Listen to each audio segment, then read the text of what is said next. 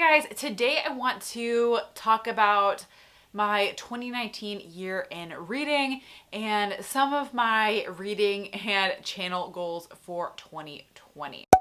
So I thought it would be fun. If you haven't seen on GoodReads, they have this really cool thing for 2019 where it's like your 2019 year in review in terms of reading. I'm not sure if they do this every year. This is my first year where I've really consistently been using GoodReads, but I thought it was fun to just wrap up and kind of talk about some of my statistics from the year. So this year I read a total of 16,594 pages across 50 books. This past year, I set a goal for myself to read 50 books. So I'm pretty proud of myself that I did make that goal, especially since I did not really seriously start reading until about August. So next is my shortest book and my longest book. My shortest book was only 64 pages. It was the Grownup by Gillian Flynn. This book I would categorize more as like a novella because it's 64 pages. Honestly, I really liked this book. It was like a horror / mystery thriller. It really packed a punch in 64 pages. I would definitely recommend that book. I gave it 5 stars. Next was the longest book, and this was The Good Daughter by Karin. This was 656 pages. To be honest, I didn't even realize this book was that long because I listened to it on Audible. Usually nowadays I listen to audiobooks between like 1.75 all the way up to like 2 or 2.5 speed. So I listened to this relatively quickly. So I didn't even realize this book was that long, but apparently that book was my longest book that I read all year. I think I gave this book like a 3.5 stars. It was solid, but it wasn't like my favorite book of the year or anything like that. But yeah, that was the longest book. My average length book was 331 pages. Not too surprising there. My most popular book of the year was actually the last book that I read, and that was The Subtle Art of Not Giving a F. And it was a solid book. I can't remember what star rating I gave it. I want to say I gave it 5 stars.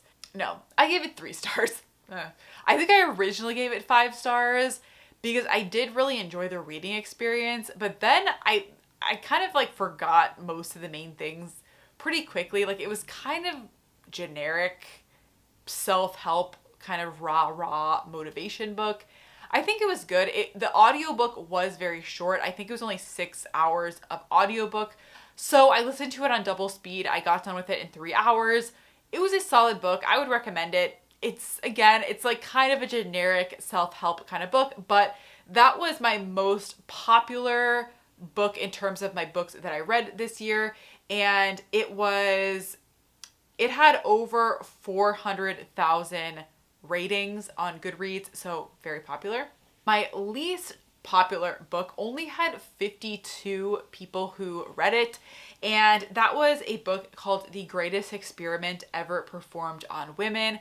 And this is a book basically about hormones, like artificial hormones. It's mostly about the hormones that are given to women as part of like menopause treatment. This book doesn't really apply to me. Hopefully it won't anytime soon. Basically earlier this year, I got onto this like train of reading all these books about like women's health, artificial hormones, stuff like that.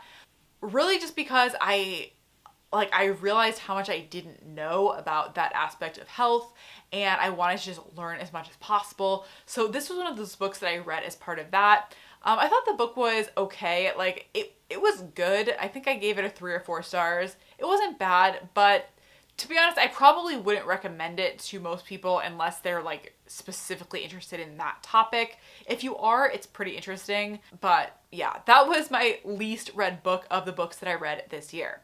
My average rating was a 3.8 stars, which sounds about right. My highest rated books on GoodReads, I'm not sure. So my highest rated book on GoodReads, I think this is not necessarily my favorite book. However, it actually did make it into my top 5 books of the year. But this is just like the general top rated book of Goodreads. And that is a book called Taking Charge of Your Fertility.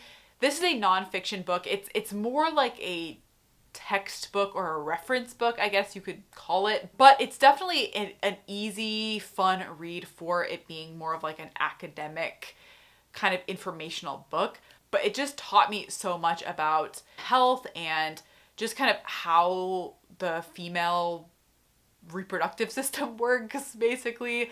Honestly, I think this is a book that should be required reading for like every single woman. Like, I think everyone should read this book, whether or not you're trying to have kids or you never want to have kids. It's one of those books that is just, it teaches you so much, at least it did for me. And I think if you are interested in like natural health care, I think it's a no-brainer to read this book. I would highly recommend it, and I can see why this book is the top-rated book on Goodreads.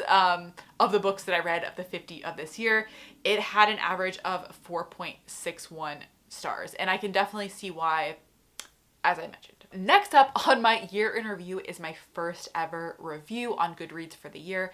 And this was a book called Silicon City, San Francisco in the Long Shadow of the Valley. This book I gave a 3.5 stars when I read it. To be honest, if I went back, I'd probably give it more like a 2.5. It just felt very biased to me. Like it felt like the person who constructed this book was just very kind of stuck in the old ways of San Francisco. It just felt like they were resistant to change. The book is not all by one specific person. It's a collection of, I guess they're like interviews basically, or like collection of different perspectives of different people in the city. However, even though it was different people, it all felt kind of like from the same perspective for the most part. Like it was all very like, I don't know. I thought it was biased. So that was kind of my thoughts on that book.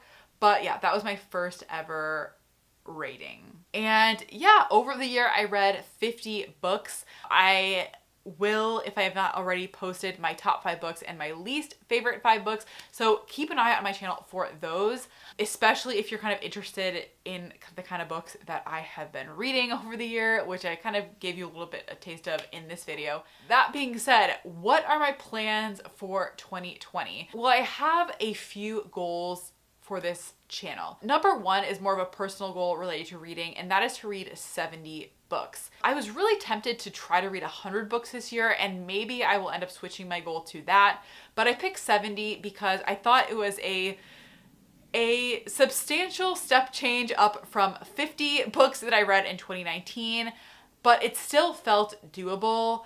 I felt if I push myself all the way to 100 books, I may end up kind of sacrificing some books that maybe are on the longer side, or books that may take longer to read, and maybe in favor of shorter books or more like light books. And I didn't want to do that. I wanted to really focus on the quality of what I was reading and reading books that I was most interested in and books that I felt like I could get the most out of.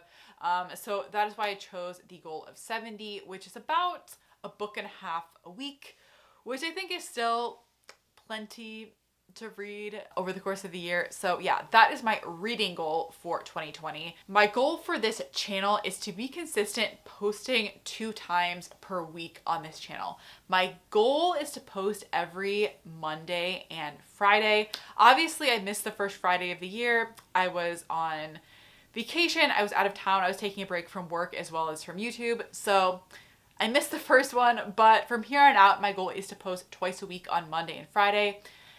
I'm not going to hold myself too closely to like the day of the week if it ends up changing. But yeah, 2 videos a week is my goal for the year. And obviously I would love to get monetized on my channel. That is another goal. And finally, my goal is just to kind of experiment with different content types. I don't want to get stale on this channel, like just posting TBRs, wrap-ups, reviews. I want to post different kinds of content and kind of experiment with my niche on this channel, like what really resonates with me and what I enjoy creating, and then what resonates with you guys. So hopefully this year will just be kind of an exploration of what works and what doesn't work on this channel. So if you have not yet subscribed, I would love to have you join me here on this channel. And that's it. See you later, guys. Bye.